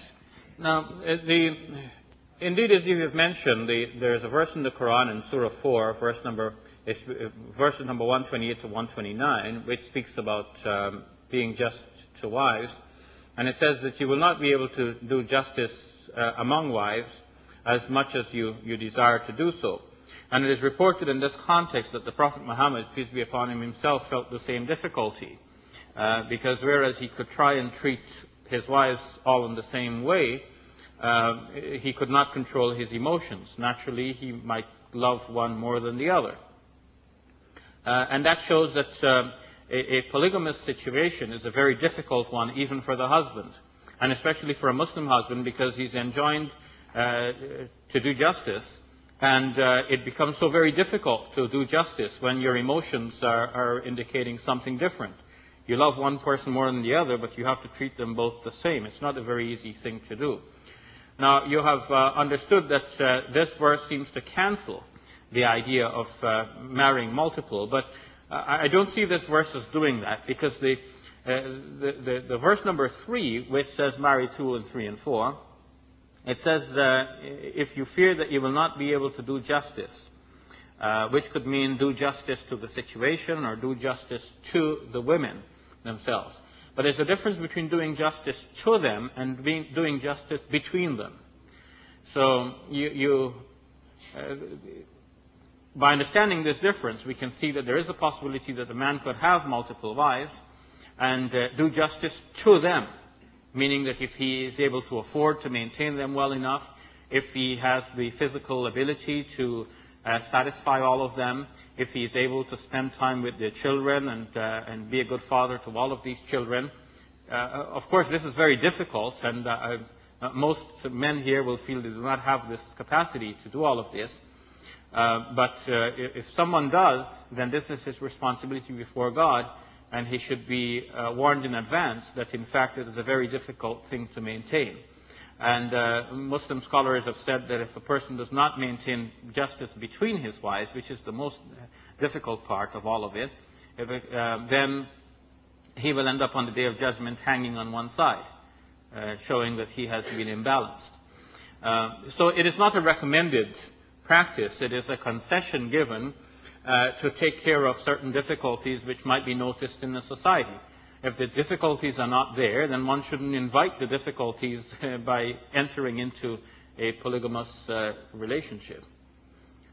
As for the hadith about Aisha, I'm not aware that this is a hadith leading back to the Prophet, peace be upon him. This was an observation that the early Muslim scholars made. They said that half of the knowledge is with Aisha and the other half is with everyone else. And what they meant by that is that because Aisha, the wife of the Prophet, was privy to all of his indoor activities, she knew about one side of the Prophet that other scholars, no matter what they're learning, were not directly privy to. So she had, in a sense, half of the knowledge, and the others had the other half. But that indirectly then speaks to the manner in which Aisha, the wife of the Prophet, was regarded as a Muslim scholar among other scholars in the early days of Islam.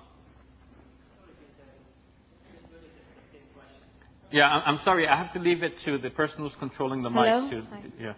Sorry. I've seen that you explained that there is a lot of similarities between men and women in Quran, in the sense that they are equal. We have on God. But why there is so much resistance in the area to include women in the political process? Since they are foreseen in Quran as equal, and even the Prophet, peace be upon him, asked for consilience from his women, from his wives. Yes. So I think the short answer to that is that this is because of traditional norms that have survived in the regions. Some of the traditional norms came to be seen as though they are part of Islam itself, because the region came to be thought of as Islamic. And one did not initially make that clear demarcation between what is a survival from the past prior to Islam and what actually is the Islamic way itself. That which is Islam itself is enshrined in the Quran, in the sacred text. But the text was not revealed in a vacuum. There was already an existing society. People already knew how to eat and how to dress and how to go about in their relationships. The Quran doesn't start from scratch and wipe everything out and specify everything from anew and say, okay, from A to Z, this is how you live your life. So certain things were taken for granted and continued. Imam Abu Ja'far al-Tabari, in his commentary on the Quran, has reported some very early scholars of commentary who have said that things just simply continued the way they were from the time of ignorance, unless there was something specifically commanded or prohibited. In other words, if there was something from the time of ignorance which was specifically prohibited, well, then that was the end of it. If there was something specifically commanded new, then of course that became known as part of Islam, and that was practiced. But what about the rest? It means that all of this stuff from the age of ignorance continued into the early Muslim communities, because that's the way they normally went about their lives.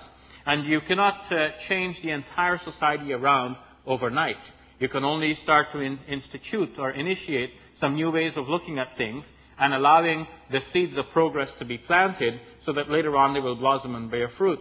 So some of the fruits are even now being born, and they're taking time to mature and to ripen. And the process apparently is slower than we might expect.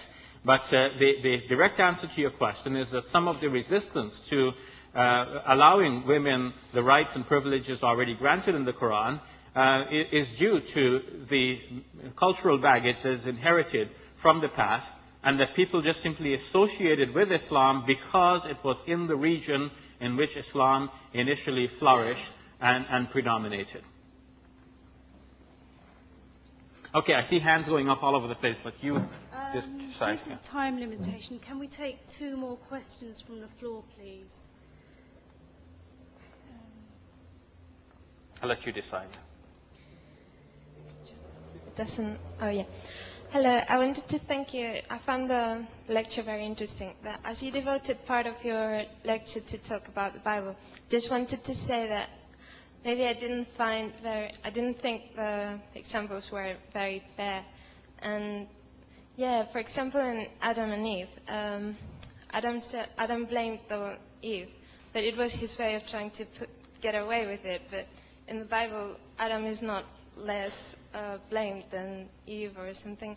Or the 3 examples in the Old Testament that you gave, but there, for example, in Abraham and Sarah, there's another story in which he is the one that lies. And yeah, there are so many examples in the Old Testament in which it's men who mess up, and so many virtuous women in the Old Testament as well, like Deborah, who was a judge upon Israel, or Ruth or Esther, or there's a whole chapter in the Proverbs devoted to the virtuous woman.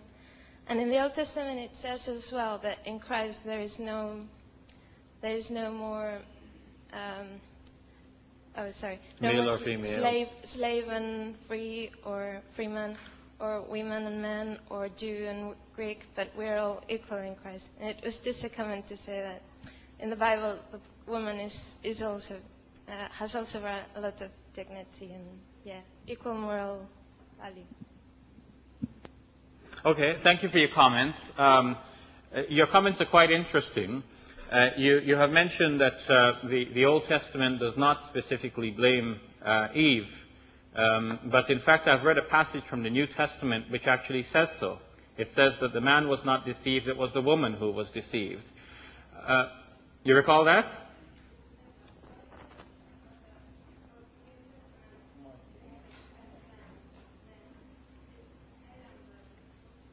Okay, I'll let you speak through the mic so I'll hear you.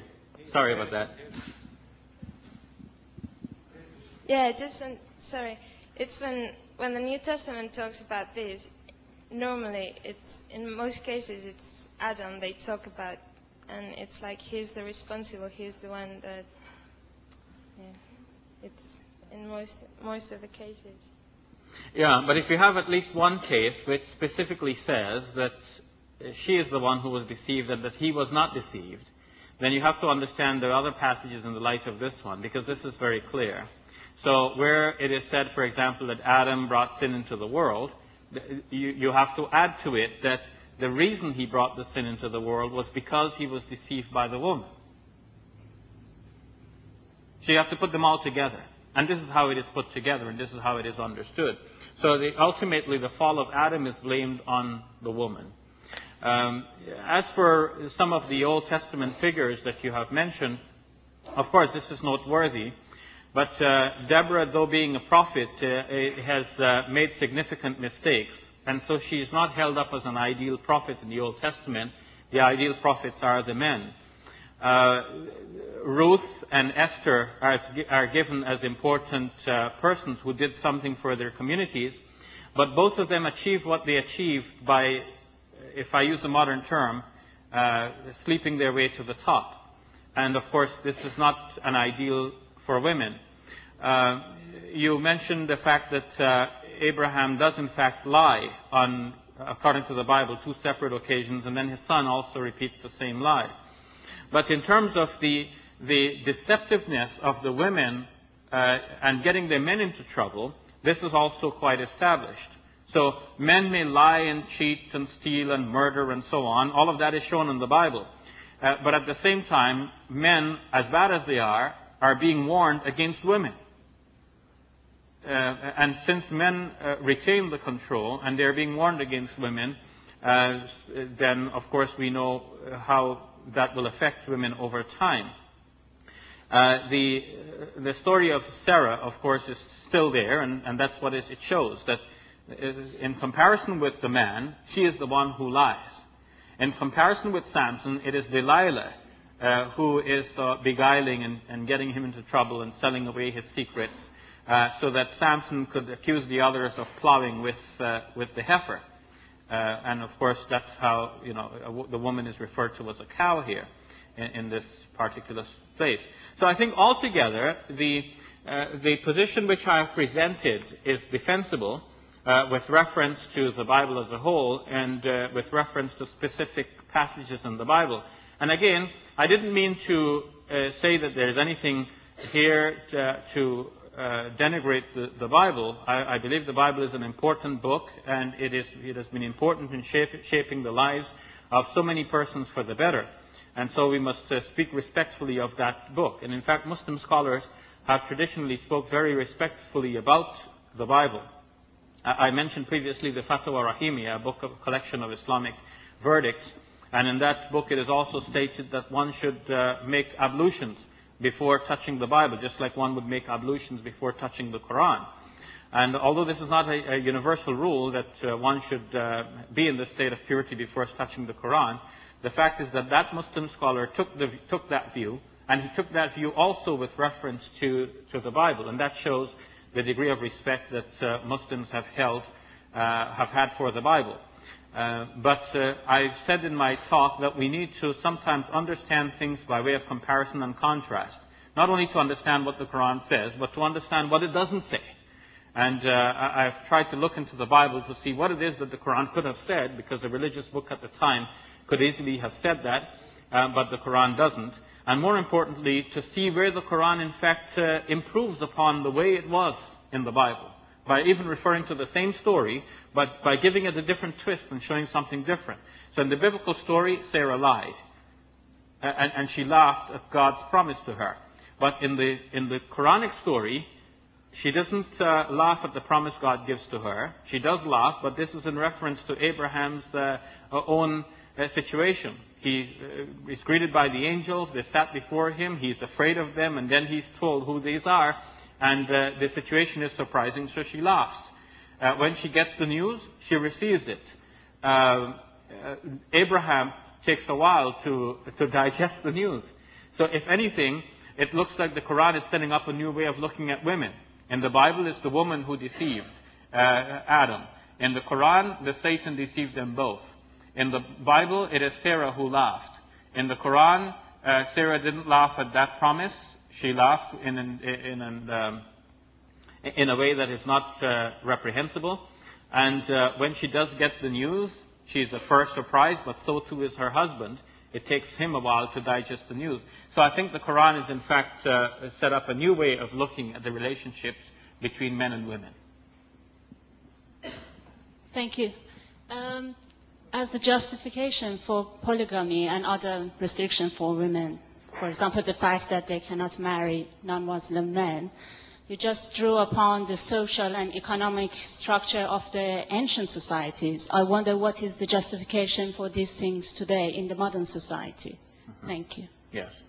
Okay, now as for the possibility of a woman marrying outside of the religion, we should recognize first that in the case of men, it is not an open permission to marry just any woman.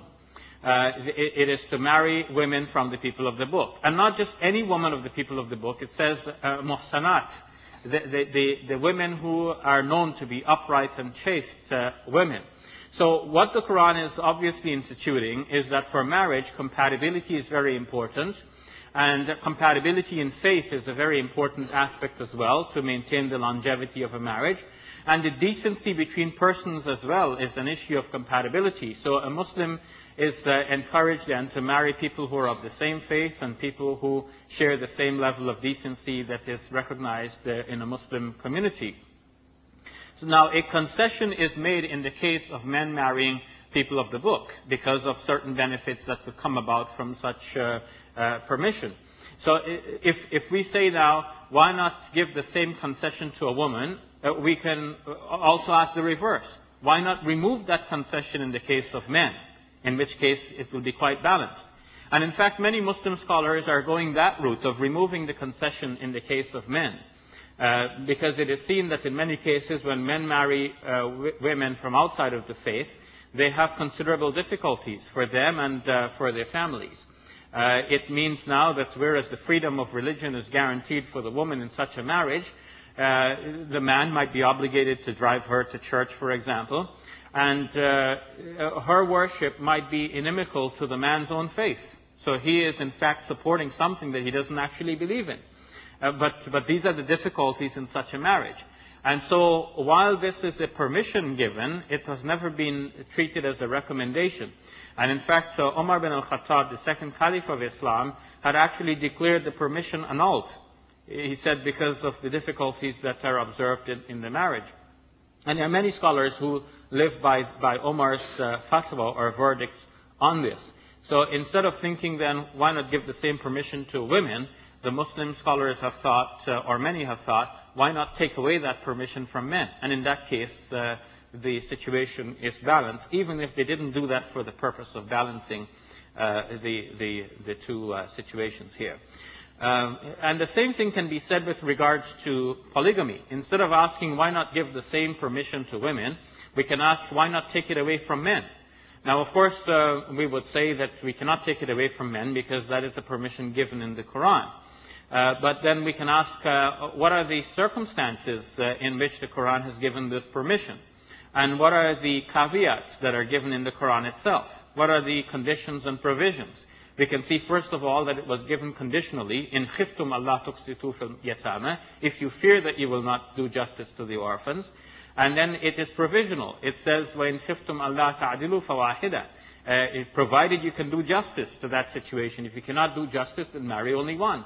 And of course, many Muslim scholars are thinking it in this direction. And there are many Muslim scholars in many Muslim states who have started to enact provisions to make sure that if a man does enter into a polygamous relationship, he will be doing justice to that situation. In some cases, a man has to first prove that he is capable of maintaining more than one woman. He may have to prove that there is sufficient ground for him to require a second marriage. For example, if his first wife is barren and if there is a strong need to have children, for example. So the situations are such that to try and see it in the other direction, to say, well, are we now not in a modern situation in which women can actually marry many men? There may be some aspects of our modern situation which may support that direction of thought. But that direction of thought, to a large extent, goes outside of the Islamic context. Because marriage, for all its benefits, has a primary benefit of producing children. And the marriage forms a nucleus within which children can prosper and grow and be nurtured, both physically and emotionally. But if we are to ask now, why couldn't a woman marry many men, you have now changed the orientation of marriage. It's no more about bearing children, because certainly a woman doesn't want to have many husbands so she can bear many children for all of them. You have changed the orientation to something else. And that, of course, takes it a little bit outside of the decency of the Islamic context. Rather, why not look at the other situation and say that if there's any aspect of the practice of polygamy that would be unjust, recognize that as being un-Quranic, it is contrary to the Islamic objective, and let's make sure that it is being practiced in a just way or not being practiced at all if it is not just, because that's what the Quran says. In khiftum alla ta'dilu fawahida. If you fear that you will not do justice, then marry only one.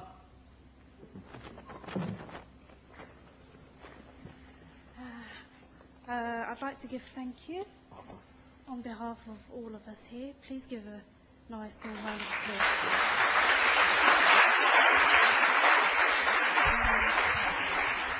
We're breaking up for refreshments now, which will be served in the foyer, so please help yourself. I know you have many more pressing questions, but the Sir will be up there himself, so you can put your questions there to him directly. We will be resuming around 6 o'clock, which to start the second talk, which will be Muslim and Christian perceptions of God. So hopefully see you soon.